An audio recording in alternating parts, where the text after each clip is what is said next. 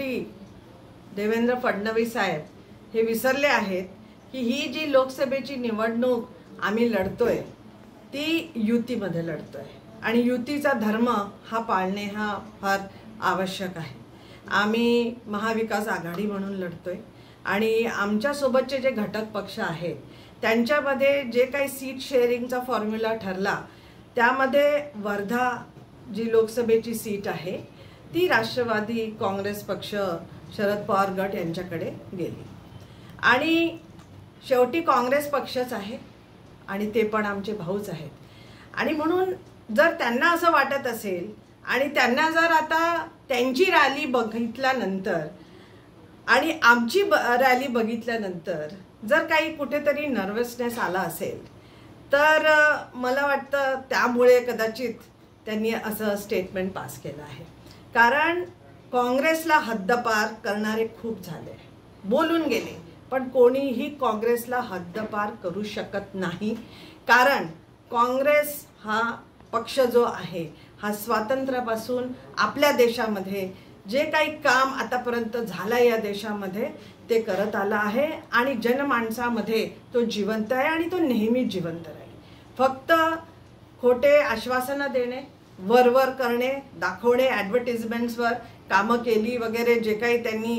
आश्वासनं दिली होती त्याची पूर्तता न करता पुढे आणखी गॅरंटी देणं वगैरे वगैरे हे सगळं जे काही सुरू आहे आणि जो पंतप्रधानांनी सुद्धा जो नारा दिला आहे 400 पार वगैरे, आज त्यांना हे माहीत झालं आहे की लोकांच्या मनामध्ये फक्त आणि फक्त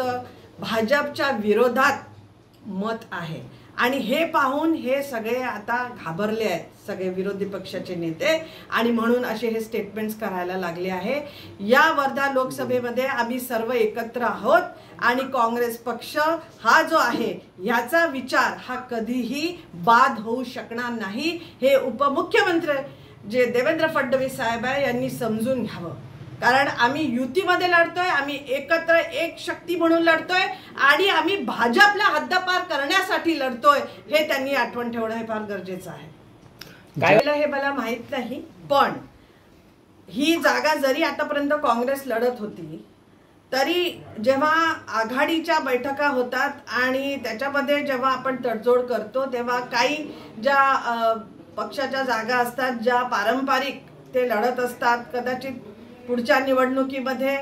त्यांच्यासोबत राहत नाही आणि त्याच्या जे काही ठराव घेतला जातात, जे काही त्यांच्यामध्ये निष्कर्ष काढून जे नेते आहेत ते सगळं विचार करूनच हा निर्णय घेतात आणि आम्ही सगळं त्याला मान्य करतो आणि सगळे कार्यकर्ते, सगळे पदाधिकारी सगळेच काम करणार आहेत आणि अमरभाऊ काळे यांची सीट आम्ही प्रचंड मतांनी जी आहे ही निवडून आणणार आहे आणि त्याचं चित्र हे 2 एप्रिलला जेव्हा ते फॉर्म भरायला गेले हे बघून हे सगळे भाजपवाले जे आहे हे घाबरले आणि म्हणून त्यांनी हे स्टेटमेंट केलं आहे। आम्ही त्यांना विचारतो की ते सुद्धा महायुती म्हणून लढतायत आणि त्याच्यामध्ये जेव्हा भाजपचे पारंपरिक त्यांच्या सीटा ज्या होत्या त्या जागा होत्या त्या आता त्यांनी एकनाथ शिंदेंना दिल्या, कुठे अजित पवार गटांना दिल्या आहेत, त्यांच्या पक्षाला दिल्या आहेत, तर म्हणून तिथे पण आम्ही हे समजायचं का की भाजप हद्दपार झाली आहे? कदाचित हद्दपार तिथे ते झाले असतील पण आम्ही कधीच होऊ शकणार नाही। एबीपी माझा, उघडा डोळे